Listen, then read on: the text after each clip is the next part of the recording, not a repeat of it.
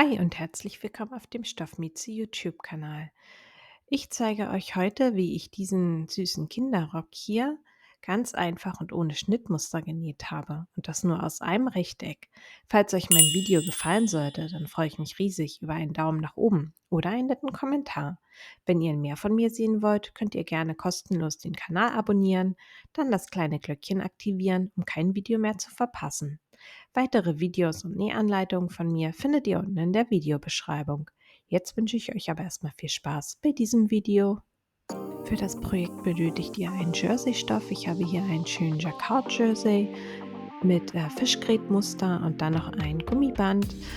In der Höhe ist meins hier 3 Zentimeter und in der Länge sollte es so lang sein, dass es halt bequem um den Bauch passt und genau nicht zu locker sitzt und auch nicht zu eng. Ich habe mir hier bereits ein rechteckiges Stück zugeschnitten.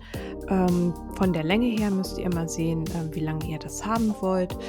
Bei mir soll der Rock am Ende 28 Zentimeter sein.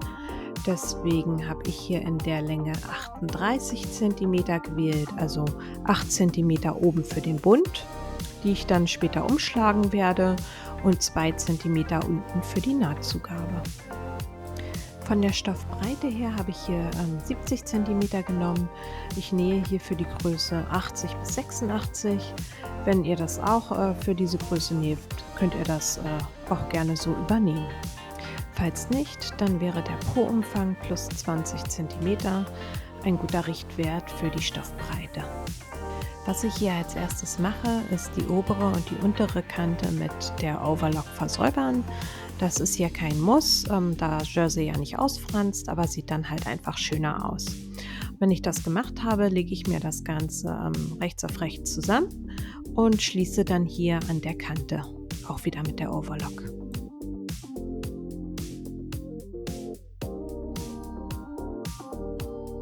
Ja, jetzt haben wir hier eine Art Schlauch genäht und jetzt mache ich Folgendes. Ich bereite den oberen Bund vor und genau dazu stecke ich mir hier ringsherum 8 cm ab.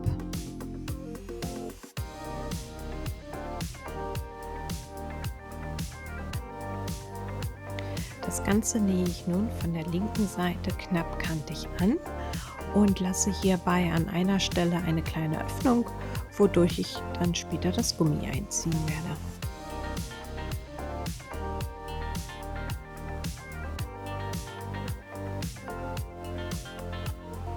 Mein Gummi hat ja eine Höhe von 3 cm, deswegen messe ich mir von der eben gesetzten Naht hier unten 4 cm nach oben ab, dass ich halt noch ein bisschen Spielraum habe.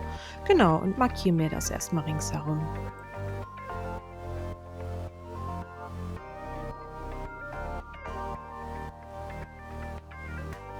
Wenn ihr das dann habt, dann wird ringsherum auf der Markierung mit einem Gradstich genäht.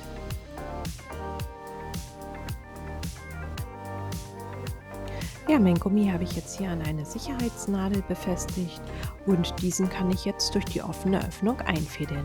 Passt dabei auf, dass das andere Ende euch nicht genau in den Tunnel reinrutscht. Also am besten ihr befestigt das auch irgendwie. Das Gummi ist nun durchgezogen. Jetzt überlappe ich hier beide Enden und gehe hier mehrmals mit einem Zickzackstich rüber. Und genau, dann verschwindet das Gummi in die Öffnung und dann steppe ich die offene Öffnung noch mit einem Gradstich ab. Wer möchte, kann das jetzt so lassen. Damit der Gummi später nicht verrutscht, verteilt ihr den erstmal schön, also so wie ihr den haben wollt. Und dann könnt ihr noch mal hier an den Seiten 2 Nähte setzen. Genau, dann verrutscht er euch nicht mehr. Was ich jetzt hier mache, ich mache hier zwischen meinen beiden Nähten noch eine Naht. Hierfür ziehe ich mir das Gummi gerade und gehe hier nochmal mit einem Gradstich an der Nähmaschine entlang. Genau, wichtig dabei ist, den Gummi gerade zu ziehen und ich nähe hier mit einer möglichst großen Stichlänge. Hier unten hatte ich mir ja 2 cm Saumzugabe zugegeben. Diese klappe ich jetzt ein und nähe von der rechten Seite ringsherum das Ganze mit einer Zwillingsnadel ab.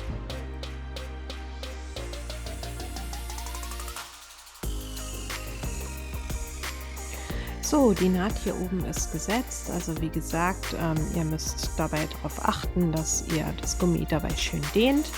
Genäht habe ich hier mit einer Stichlänge von 3,5.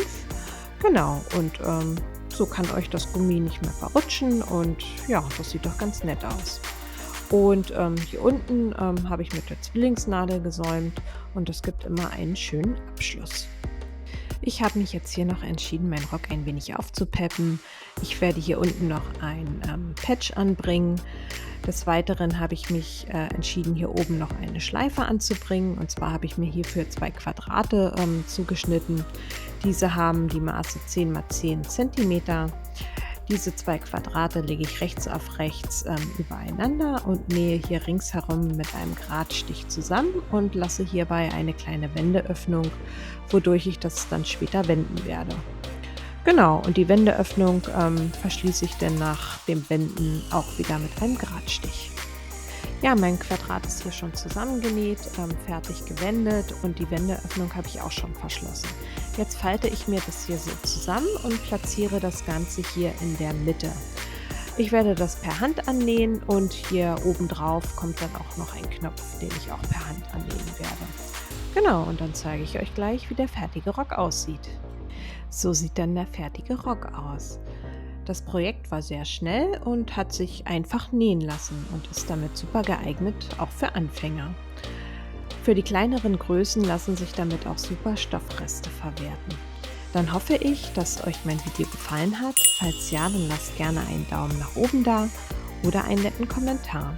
Falls ihr Fragen oder Anregungen habt, könnt ihr mir das gerne in die Kommentare schreiben. Dann bis zum nächsten Video. Eure Stoffmieze.